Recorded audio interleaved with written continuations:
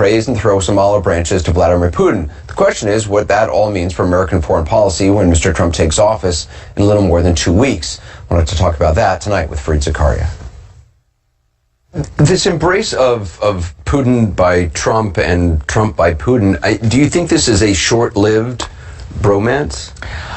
Certainly history would suggest that. In a way, this is the third attempt by an administration to do a reset. The reason these resets have failed, and certainly the reason you'd imagine this one will have some trouble, is Russia right now is in a very different place than many people realize. Russia is playing the role of a kind of spoiler in the international system. It's been doing it in Europe, interfering in elections, trying to weaken the European Union, trying to weaken the kind of liberal democratic order itself. And that's a position where it's very difficult to see how America finds common interests with a country that is systematically trying to undermine America's greatest achievement over the last 70 years. Yeah, and in the sanctions, Russia has decided not to retaliate for the sanctions that the Obama administration hit them with. Is that solely about just kind of wanting to wait out the end of the Obama term and just kind of start with a fresh slate with Trump? I think it's, in a sense, a kind of preemptive concession to Trump or a gesture of goodwill. Putin also likes to surprise, and he does this quite well. I mean, he's very nimble and thoughtful in this way. You know, the whole strategy in Europe has been this kind of black art of cyber warfare, black ops, special ops, not traditional uses of power. Even in the case of the United States, what he did was, very inventive, very ingenious. So he's always trying to do something unusual. The New York Times last week, one of the articles said that Russia was an enemy on Friday morning, a friend by the afternoon. Can you ever remember a time when there were these mixed messages of this magnitude? I don't think I've ever seen something quite like this, where an outgoing administration has identified, serious national security problems with the country.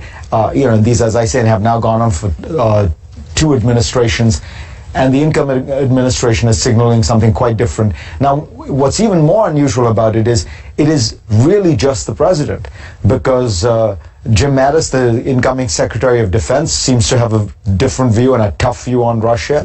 Rex Tillerson, we don't know. I mean, certainly as the head of Exxon, he did deals with Russia, but we don't know what his personal views are as Secretary of State of the United States. The National Security Advisor has generally been a hawk, though has some pro-Russia leanings, and the entire bureaucracy of the State Department, the Defense Department, has been wary of Russia, partly, again, because they've been burned trying to trust Russia. Trump just tweeted this out about China. China has been taking out massive amounts of money and wealth from the U.S. in totally one-sided trade, but won't help with North Korea. Nice.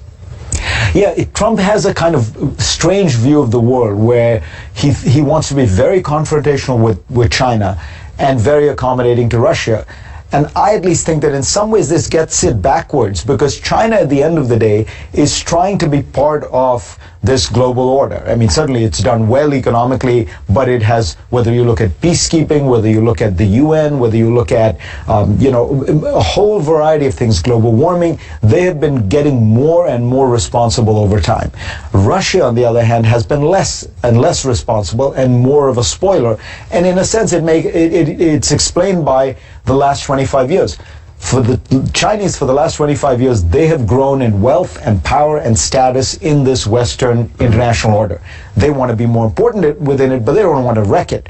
For Russia, as Putin has often said, it has been a disaster. He described the collapse of the Soviet Union as the greatest geopolitical catastrophe. He believes, and many Russians believe, that the West has taken advantage of Russia. It has placed it in a subordinate position. So they're the guys who see the last 25 years as being all about loss, and they're trying to in some way wreck the system. And why, I get why Russians might see the world that way. Why an American president would endorse that view is the puzzle. Fareed Zakaria. Fareed, thanks. Pleasure. You can watch Fareed's excellent documentary, The Legacy of Barack Obama, coming up at the top of the next hour. Just ahead, the huge opportunity President-elect Trump will have to reshape not just the Supreme Court, but federal courts across the country.